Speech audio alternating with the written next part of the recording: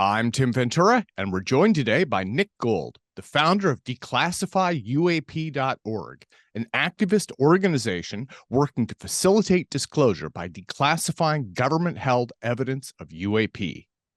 Nick has a Bachelor's in Communications and Media Studies from Goucher College and currently works as the Lead Technologist at Baltimore-based Chesapeake Systems. His past roles include work as CHESA's Director of Business Development and Chief Revenue Officer, as well as entrepreneurial experience developing audio-visual neurofeedback systems and multimedia development. So Nick, welcome, sir. It is a true pleasure to have you with me. We're going to dig into the UAP topic once again. So I want to start with the main words, the main text on your website. It's time for the U.S. government to level with us about UAP. That's the first thing people see on the declassifyuap.org website, followed by the statement, the American people deserve the truth and can handle the truth. So let me start by asking you to tell me a bit about those statements. Well, just a quick note, Tim. First, I just want to say I'm actually full-time committed to the whole UAP transparency activism cause right now.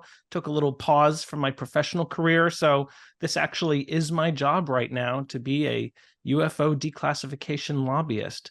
So, to answer your question, the U.S. government has finally acknowledged. I mean, this is forthright in their reports, the hearings that have occurred over the last few years, statements by folks like Dr. Sean Kirkpatrick, who we just learned is actually on his way out of the DOD's Arrow office, which investigates UAP. But there's been this, chorus of them saying UAP, and not just things people see in the sky that are unidentified, but highly anomalous objects doing crazy things, going from a hover to high Mach speeds and then back to a hover, or traveling from space down to ocean level in a matter of a moment, things that really we just don't have the technology to accomplish, are real, are seen by the military, by the intelligence community, by our monitoring apparatuses. They've said this. This has actually been sort of the government's refrain for really 75 years. If you look at the history of government reports on the topic of UFOs and UAP, yet they've actually told us very, very little about these things. They tantalize us with they're real and they do this crazy stuff that we don't understand. But sadly, they seem to kind of be treating the US, the American public, the voting public, as children. Like we can't really handle seeing clear pictures of them, seeing clear videos of these highly anomalous, aerial, craft or vehicles or objects or whatever they are. They can't tell us really, details about what's been observed by radar. We're not asking for like raw radar data or sensitive government information, but they don't want to really describe them. Again, it's all this kind of tantalizing, eye winky kind of behavior. And, we just think that the US government needs to treat us like adults.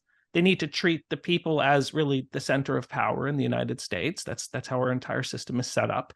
And, they need to kind of level with us, not only to show us a little more about what they know about these things, but to actually offer us, they don't have to be scientific verifications, but, give us some, sense of your intelligence, assessments that, give us a sense of what you think we might be looking at here, because they keep saying it's not ours.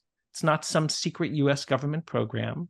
They keep saying we've never found any reason to believe some of these very anomalous objects, seem like they're China or Russia or other adversaries or allies. There's no clear evidence for that. But they haven't told us really anything about what they think even the possibilities for what these things might represent are. And that's just ridiculous. After 75 years, clearly there are intelligence assessments somewhere in the DOD and the intelligence community that says, we think there's a number of possibilities. Here's, kind of our confidence levels in them. They might be low confidence. We might not know. Maybe it represents several of these things, but they haven't told us this. And it's all of this games and kind of cutesy language. And I think just frankly, the American people and the global audience is sort of fed up with that. So level with us already. Treat us like adults. society isn't going to break down if you acknowledge what some of the thinking is about this topic finally after all of these years. Okay, and that's a lot. You have got a lot there, a lot of meat that we will dig into in a bit. So I want to go to a very bold statement on the website, though. And for me, I would say that this was a paradigm shift. You've said that the U.S. government has finally acknowledged that unidentified anomalous phenomena, otherwise known as UAP or UFOs, are real, followed by a very well-known UAP task force quote from the DOD stating that most of the UAP probably do represent physical objects, given that the majority of UAP were registered across multiple sensors. And actually, in the rest of that quote, they describe the types of sensors. They had visual and radar, and by now I think we've all memorized it. So speaking only for myself, I can recall being very shocked when they made that statement. Did you have shock or surprise, or was this more of a validation of what you already believed at the time? Well, I wouldn't even say it was due to my own belief. Again, you can go back to the government's own report, Project Sign, which was, 1948, 1949, and you can read that. I did a report on it in college back in the late 90s. And it's really clear that they think these things are real, including ones that behave in ways we don't understand. And that's kind of been the government consensus for decades and decades. Project Blue Book, throughout the 50s, 60s, even into the 70s, that seem to acknowledge that some UFO or UAP incidents were real and just could not be explained by conventional things that we would expect to see in the sky. So my surprise was more that they were finally acknowledging it, especially within my lifetime, because not a ton of activity around this topic has taken place in the last 45 years up until about 5 years ago.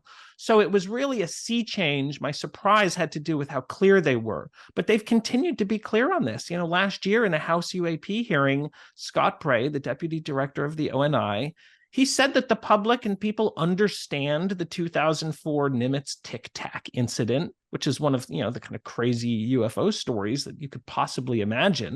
He says we have a good understanding of it, we being the public. They have data on it that kind of confirms what the pilots and the radar operators have said.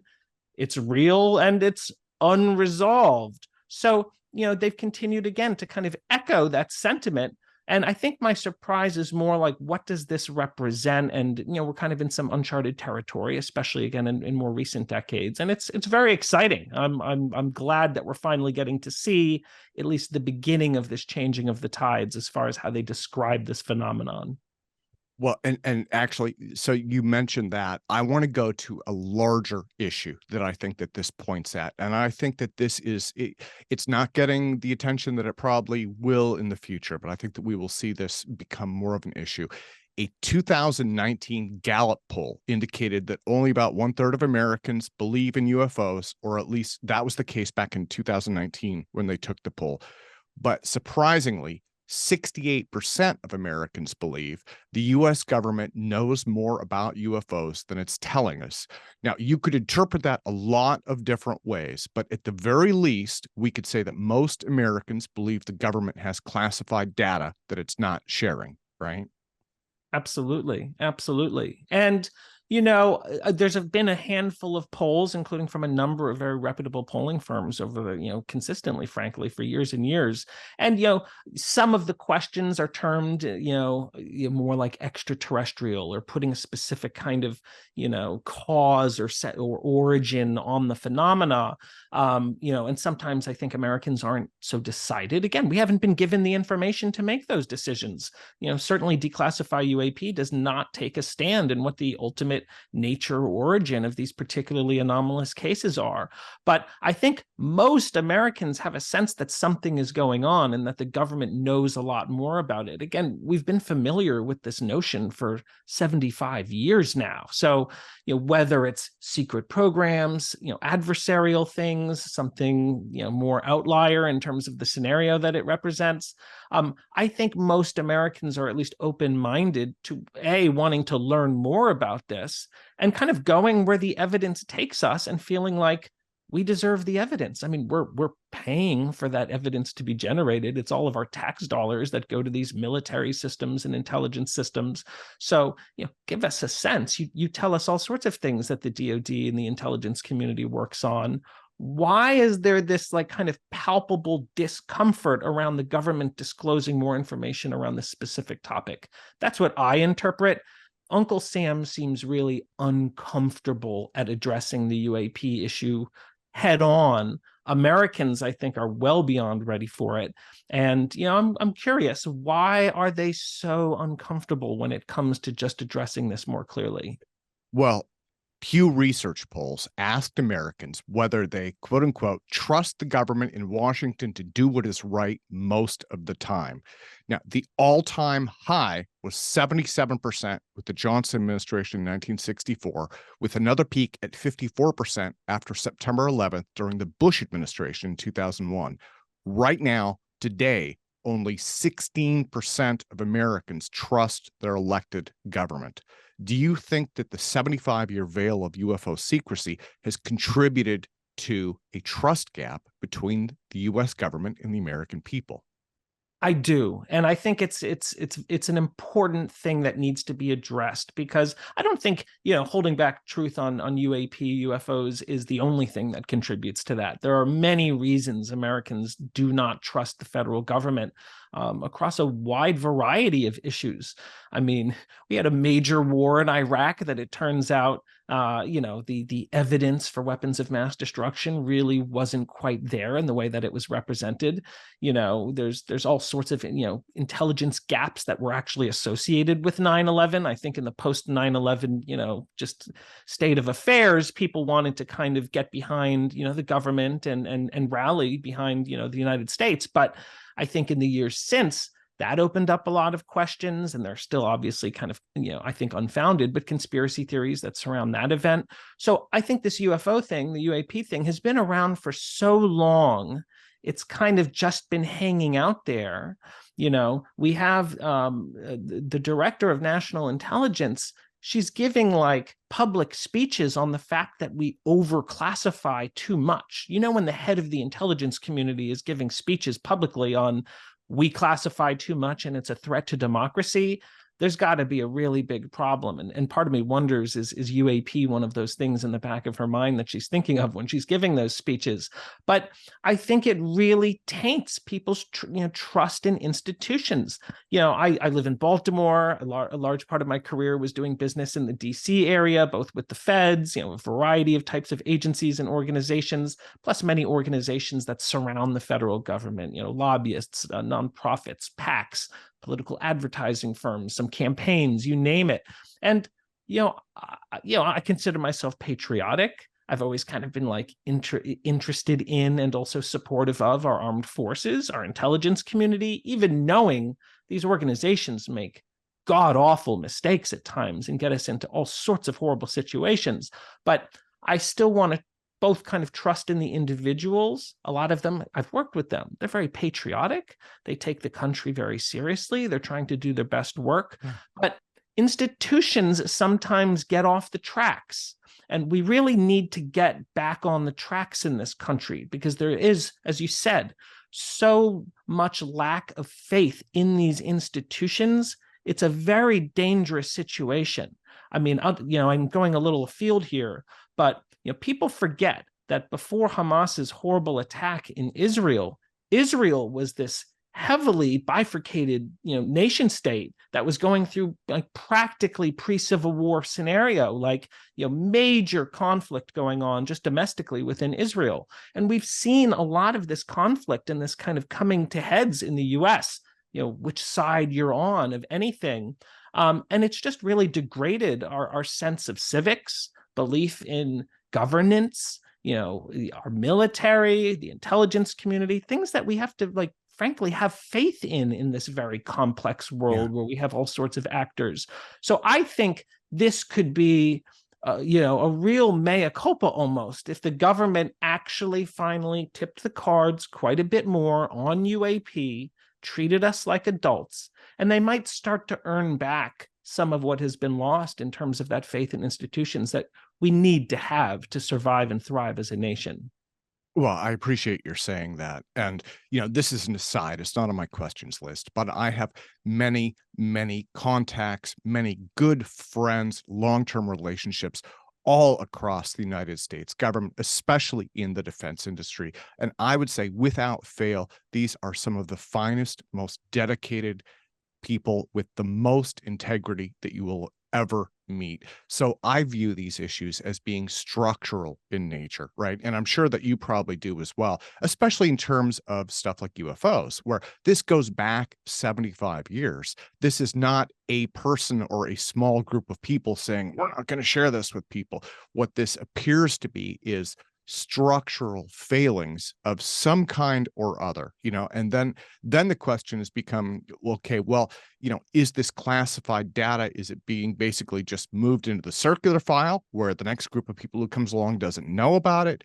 Or is this something that is being, classified in a way so that it just can't be shared? And there are so many unresolved questions there. But to add to what you've said, again, the US government is filled with wonderful, amazing, dedicated people. I don't view this as their failing in any way. I feel like this is a structural issue that has grown over time under all of our noses, and now we're in a position where we have to deal with it. Absolutely. I mean, anyone who works for the DOD, a civilian agency, the intelligence community, who in any way, shape, or form, even peripherally, has brushed up against the UFO UAP issue, they came into a system that, by all accounts, probably had been fairly locked in by, the early to mid 1950s. Like, Yeah. no one alive today who's part of these vast organizations put it together in this way. And I think if we go back to the post-war period in the mid-20th century, just the rise of nuclear weaponry, we had just been through, a major world war, all sorts of things going on. If this issue, whatever it represents, kind of, no pun intended, popped onto the radar, especially given the climate of the era, I can imagine why a certain very conservative, very secretive response might have been, frankly, what people thought was the best possible response to maintain, some kind of civic security and just keep people calm. Like, it might not have been the right decision, but I think we have to have a little nuance and contextualize it a little bit. And then, especially when things are ultra compartmented. Again, if people haven't had a security clearance and don't know how compartments and code words and all of this work, they can't even imagine, like, it's literally, people hear this, but it's true. People sitting like next to each other in a room and don't know what each other are doing or have any involvement with each other's projects or anything, and they can't talk about it. And so those kinds of environments, breed their own sets of issues. And if this ends up being what I think it is, which is it's probably one of the most classified topics, period, it just kind of creates these feedback loops of secrecy, and then people can kind of take advantage of them. And then again, you're in these big institutions, people have to kind of come up with ways of working around the system. And then that kind of gets less and less kosher over time. And I think we just need to kind of clean house. I'm a big believer in this phrase, UAP, truth and reconciliation. Like, we need to have a truth and reconciliation process. I think the public deserves to understand a little bit about the context from the 20th century in terms of how this issue became so enfolded by security and overclassification. We kind of need to understand that. But I think also the public needs to kind of be willing to forgive both the individuals of the past and the institutions of today, and allow them to kind of move beyond what's historically been the case and move to a place where we can kind of allow truth to come out and then move on as a society. Like we've moved on with other issues when we've learned that, the Pentagon Papers come out or whatever it is. And, it sucks. And you have to rip that Band-Aid off, and it hurts a little bit to know that, your country did some things that wasn't great, but we can then shine a light on it and move beyond it. And that's all I really care about. I don't care about making enemies or calling people out as enemies of whatever. I mean, you see that in the UFO scene. I think it's a little childish, frankly. People get into such tribalism. Like, we're all Americans. We need to have faith in these systems at the end of the day, or we have a lot of big problems. So we just need to create the space for that change to occur. What kind of classified evidence do you think may currently exist? Up until this year, I thought that it would only consist of photos, video, and sensor data from the post-2004 Navy encounters. And I say post-2004 because obviously the Nimitz encounters are the big ones, and you had lots and lots of sensor data, right? As well as like set up the ICBM sensors, if I remember correctly. Lots of data that may still exist somewhere, although some of it may have been destroyed. But there are also events like there was a 2019 event, as I recall, and there may have been a couple other small ones, as well as potentially underwater submarine encounters. So there may be more out there from that era. But then I also wanted to ask about what your thoughts on our David Grush testimony are, because if that is true, then there may be classified data going back, again, as you've said, to the 1950s, and Lord only knows what might be in the vault. Well, I don't claim to have any privileged knowledge associated with the UFO topic beyond, I've been involved in some scientific research efforts. I was a member of the Galileo Project's research team for about a year. That was an awesome opportunity, and I got to meet a lot of the scientists and engineers who are really involved with this issue and take it seriously. I'm currently a member of SCU, the Scientific Coalition of UAP Studies, which I think is just a tremendously wonderful organization. It's got Robert Powell and so many other just very sharp-minded researchers who, again, take this really seriously. And what I think, and again, so I understand what these UAP thing are reported to do and look like, and et cetera, but I can't tell you what the US government has, but I can tell you what it looks like to me, following this for now, probably 35 plus years of my life, because I've been into this for my entire life, just rabidly. What I've learned in the last few years is that it almost seems like there's two layers of government UAP stuff going on. We have the programs that people started to learn about 6 years ago or so, OSAP, ATIP, the UAP Task Force, the strangely named AOMSIG that led to ARROW. This is what I kind of think of as the outer layer of the government's UAP programs. They were official programs. Harry Reid and a few other senators started the OSAP program, which was kind of known as ATIP, and then led to the later ATIP program that Lou Elizondo was associated with. These were all happening legally. They were all like properly structured programs. They were happening through like the correct mechanisms that those programs are supposed to happen in. They were acknowledged. People knew about them despite the classification that was associated with them. And I think at this point, just in that roughly 2007-ish period through today, that outer layer, we're looking at probably tons of classified information. As you said, there's sensor data, things like just radar. Tell us how fast these things go. The ARROW UAP data slide says up to Mach 2, but we know that the Tic Tac was recorded at going maybe up to Mach 40 or Mach 50, something that's just physically impossible for us to construct a vehicle that can go that fast, especially from a hover. And ARROW has acknowledged they might have between a dozen and several dozen cases in their 800-ish UAP caseload that more resemble the 2004 Nimitz Tic Tac incident than something that might be a balloon. I mean, they have dozens probably of highly anomalous cases of things doing stuff in the sky that we just don't understand. So, there's clearly, and a lot of people have said this, there's gun camera footage. We hear about these incidents where like a Chinese jet or a Russian jet gets too close to one of our jets or one of our drones or one of our spy planes, and they dump flares on it or they dump fuel on it. And this happened even just like a couple of weeks ago again, or not even a couple of weeks ago. It was a Canadian surveillance plane in international water, and a Chinese, fighter jet came within feet, literally, of the wing of this. Within a day, we have this crystal clear HD video of the entire incident that's officially released by the DOD. It shows in crystal clear, video exactly what occurred. All of those on-screen overlays with all of the metadata are on the screen. They didn't really block anything out. These are all the things that they claim are the reasons they can't give us such footage of UAP. It's this reliance on sources and methods.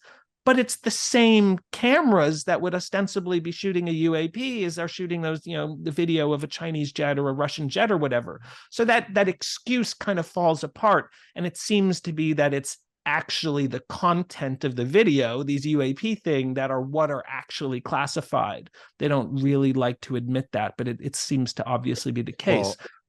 Well, and actually that goes to my next question, because disclosure critics have said the DOD can't declassify most UAP related materials because it would give away too many secrets about our defense and surveillance capabilities. And so one thing I was wondering about is if there's a rational way to declassify this material, or as Lester Nair said the other day, and I absolutely love Lester, he is so brilliant. He said, for difficult cases, simply characterize it without actually showing us the images. Can you tell us what happened? And I thought that is brilliant. But is there a way to do this? Absolutely right. Absolutely. And that approach can work, but I'm going to push back on DOD a little bit. It's the same cameras on other, it's the same sensor platforms that you do show us examples of.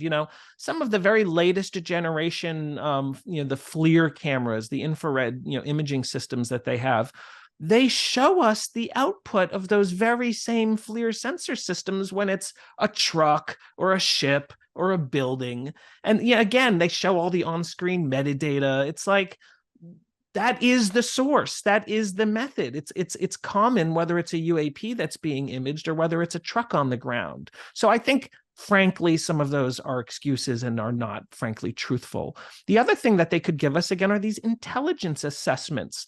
It's not the same bar of evidence that a full scientific, peer-reviewed, publication would have to hinge on. But the main thing the intelligence community generates are intelligence assessments. It's their best possible thinking, given the very real limitations of information that they might have available to them, on what they think might be the case. And it might have several scenarios. It typically would have, again, their kind of confidence levels in different scenarios. We heard such intelligence assessments from a variety of federal agencies fairly recently when it came to the COVID outbreak scenarios of lab leak versus kind of a more organic wet market kind of scenario. And a number of federal agencies released their intelligence assessments. They weren't certain. A lot of them had low confidence. Not all of the agencies even agreed with one another. But they put this out there so the American people at least can understand what the thinking is, because this is very important stuff that drives policy. And again, ostensibly, we, the people, are in charge. So you either trust us to know big, important things about the state of the world, or you don't, and we have really big problems. But there are many kinds of data that I imagine that they have. I mean, there's probably decades and decades of thinking that has never been declassified that goes into all sorts of incidents. I'm sure there's all sorts of accounts of military personnel, intelligence personnel who have had brushes with these UAP things, and I'm sure there's all sorts of classified, cases that catalog, what their reports were and what they encountered, just kind of their testimonies, which is important evidence. That actually is evidence. In any trial, that would be considered evidence. So there's probably just this huge wealth of stuff. Now, you had asked a question about Grush. He made some very strong allegations. We have these things. They're not human-generated technology. We have a bunch of them, actually. They're kind of spread out. Private industry, the big government contractors, have their mitts on them. And I'll be honest, I'm a big believer in entropy and just kind of the notion of, what goes up must come down. So if there are these things moving around in our atmosphere, I don't personally find it mind-blowing that Uncle Sam, over 75 plus years, might have gotten one, whatever that thing actually is or represents or what its origin is. But then he made some claims about what he calls biologics, which people interpret as bodies, but he didn't actually say bodies, so we don't really know what he meant specifically. And those kind of allegations strike me as at least hinting at a lower level, a more secretive level, and potentially an illegal level. Again, not an officially sanctioned set of programs, not being properly budgeted and funded out of, correctly allocated funding sources. And that's, who knows what's in that realm. I would like to find out, but I don't have a sense of it beyond what those public allegations are. Yeah, and I want to jump in here because you are going, actually, this dovetails into my next question perfectly. And I have a couple of different thoughts here. So one of them is there have been many rumors dating back decades, right? And this goes to the Majestic 12 and the whole conspiratorial aspect of things, that maybe government disclosure is on a long-term timeline to prevent a world-to-world style panic. And David Grush might dovetail into that perfectly as well. And my thought there is, as we've seen, there is a disclosure happening. It does seem to be on a long-term timeline, and it does kind of stop and start. And in the case of David Grush, what is interesting is, we had these government admissions, right? The government says, okay, well, UAP are real, and by the way, this, and by the way, that. And then David Grush comes in and he starts to reveal even more, but he can't talk about a lot of it, right? Now, his DOD clearance was recently revoked, and so he can't testify in a SCIF. And I have also heard, I can't confirm this, that DOD leaders may have made a deal with Congress to prevent future hearings like the one last summer. So I'm wondering if maybe, and again, this is on the conspiratorial side of things, do you think that this is being let out slowly so that people can absorb it? So you open up a very, very interesting set of questions, right? And again, none of us have all of the information with which we can make a solid kind of, prognosis about what's been going on. I don't interpret it as being centrally managed in a top-down kind of way over the decades, right? Again, I've been exposed to some federal agencies, and I had a clearance at one point, and first of all, it's hard to keep momentum going for any kind of a project in those realms beyond several years. People move around within organizations, people go in and out of government, people get read into various programs and might get assigned to something completely different. It's just really hard to keep things going, even for 5 years, much less for 50 or for 75. What I think about are the fact that these are agencies made up of like flesh and blood human beings. We know that we've had, involvement and interest within various presidential administrations. Ford was very interested, Carter was very interested, Reagan seemed to echo some interest in this topic. The Clintons were obviously very interested with their guy Podesta. Obama has referenced this now and seems to legitimize there being these highly anomalous UAP that we don't understand. Trump has alluded to it. So I think what we're seeing is that there's been sort of fits and starts over the decades as certain leaders, elected officials, maybe even individual members of the military and the IC might have a little more of an impetus to put more out.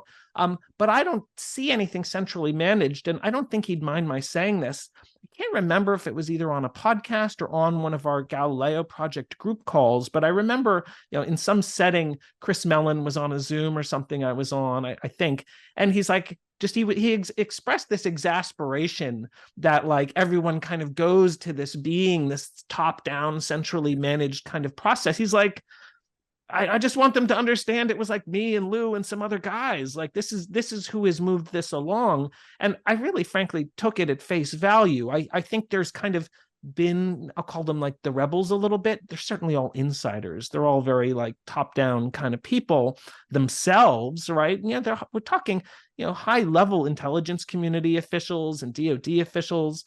So these are not like rebels in a traditional sense. They're the very definition of insiders.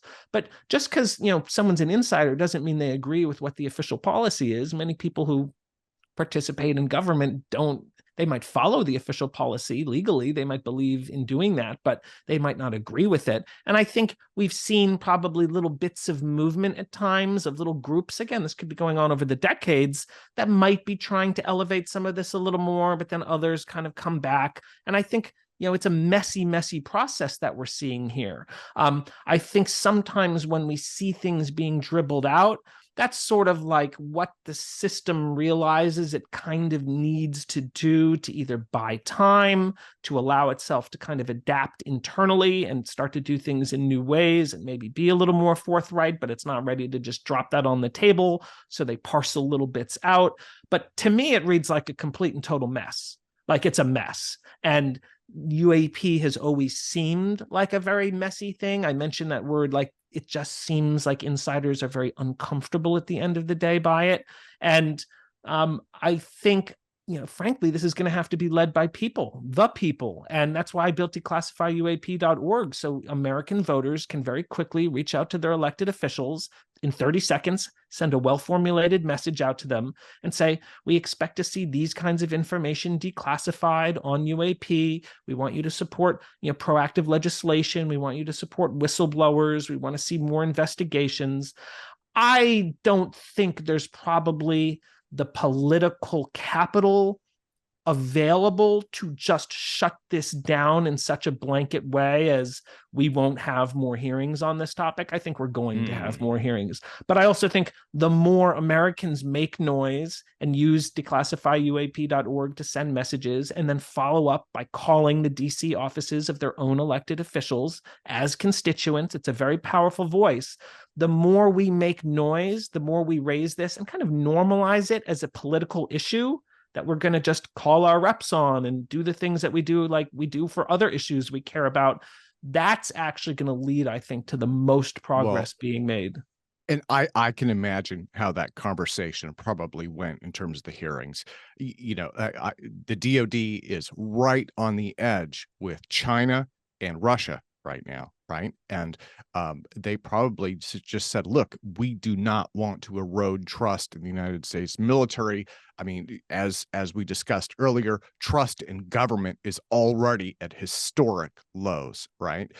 So I would imagine that what they were probably saying was, look, just let us deal with the crisis of the day, and we have got plenty of those right now. So. But a good piece of news from just yesterday evening, an amendment was put forth in the House. It's now attached to one of the major appropriations bills. So if the House can actually pass bills that the Senate and the president can sign off on, this will be in it. It's to give some funding and to allow Grush to get his security clearance back. So in a SCIF setting, he can actually talk about classified topics with House members. And so, the House is still pushing on this. The Senate is clearly still behind some disclosure taking place. They've obviously introduced this UAP Disclosure Act for potential inclusion in the FY24 National Defense Authorization Act. That would be a tremendous bill. I recommend everyone reading it. It's under the legislation section on declassifyuap.org. I also summarize it. And, you read it, it takes about 10 minutes. It kind of sounds like science fiction. It's talking about technologies of non-human origin and non-human intelligence and extraterrestrial this, and it defines these terms legally. And it's talking about, again, kind of a truth and reconciliation process, much like how the Kennedy papers have been released. It was modeled on that legislation, and that symbolizes that these institutions really are actually ready to move on. I mean, Schumer is not any old senator. He's the top senator, right? He's the main guy in the Senate, and he introduced that bill with his name on it at the very top. So I get the sense, this is it sounds a little weird to people, but I almost feel like there's been this, I call it a crypto constitutional crisis. The executive branch, maybe that has gone up to the president in some cases. Maybe some presidents have been less read in, so to speak. But certainly the DOD and the IC and certain elements within it, including the defense contractor base, they've kind of been keeping this UAP thing, it seems, to themselves, and they haven't brought in the legislative branch of our government, which is absolutely supposed to be privy to this kind of stuff. At least the Gang of Eight are really supposed to have pretty much all of the confidential information. And it looks like that had kind of been held out. And I think the legislative branch is fed up with it. I think they're ready for both themselves and the public that they more directly represent than anyone else in government, to get the skinny, again, to be leveled with in the way that Declassify UAP is calling for. Well, Nick, on that note, I want to close for today. I think that we have absolutely covered all of the major issues. I want to thank you so much for your time. And again, I want to bring you back in the future to give us updates on how this classification is going, how the hearings are going, and all of that. I want to also remind the audience to visit declassifyuap.org. And maybe you could take us out by telling us how people can get involved. I know that you have sign-up forms that will let them reach out to their elected representatives on that site to at least request transparency, right? Well, this is why I started Declassify UAP, Tim, and I wanted it to look like any old issue website that we have for all the other issues that we care about as Americans and how we engage, through civic processes. And I was like, there just needs to be a website that makes people into informed voters, has very grounded information, and has the little form that in 30 seconds you fill out a few fields and it routes a message to people's own elected officials. Again, that voice of the actual constituent is very important. So if you go to declassifyuap.org, you can just click on Take Action or go to the Action Center on the bar and visit some of the other areas, because there's a lot of really good information, again, that makes people into good UAP transparency voters, issue voters. But you go to that Action Center and you just fill out a couple of fields. You need to put in your address and sometimes your phone number based on the representative. Sometimes they require it. That's really because the congressional messaging systems require that only their own constituents use those messaging platforms. So it collects that little bit of data and then it routes that message, which again is not a controversial message. It just lays out the classes of information that we stipulate in the declassification targets section of the webpage, makes a little case for why we think we should be able to get all of these things. And in less than 30 seconds, you can fire that message off and you'll probably get a response, maybe something kind of boilerplate. You might get a follow-up a few weeks later that's a little more specific to UAP, but you can go back to that message you sent. I kind of formulated it so you have kind of your action checklist and you can look at the response you get and say, well, did I get this? Did I get this? I didn't really get any commitment to these things. So then your next step can be call their DC office, follow up on some of those points, press them on the UAP Disclosure Act and whether they support it being in the FY24 NDAA. So declassifyuap.org or just declassifyuap.org/action takes you right to the Action Center. We've got a really cool video that you can look at and share with people. Again, it's very grounded. It just presents this in very concrete terms from official sources. And I really hope more and more people use the site. We have close to 3,000 US voters and almost over 15,000 individual messages that they've sent to their own representatives. There's senators who have received hundreds of messages from the campaign now. And I think this is the very beginning of people normalizing UAP transparency as an issue, as a civic issue, and working with organizations like Lester's UAP Caucus, another organization I want to plug, called Disclosure Diaries, which is fantastic and gives kind of weekly updates on what's been going on with UAP news, and there's tons of it. Kirkpatrick is now going to be stepping down at the end of the year. I really encourage for people to keep up with these resources and kind of become UAP transparency citizens. I think we will actually see a lot of progress between the end of this year and through 2024. Nick, thank you again so much for your time today, sir. Thanks, Tim.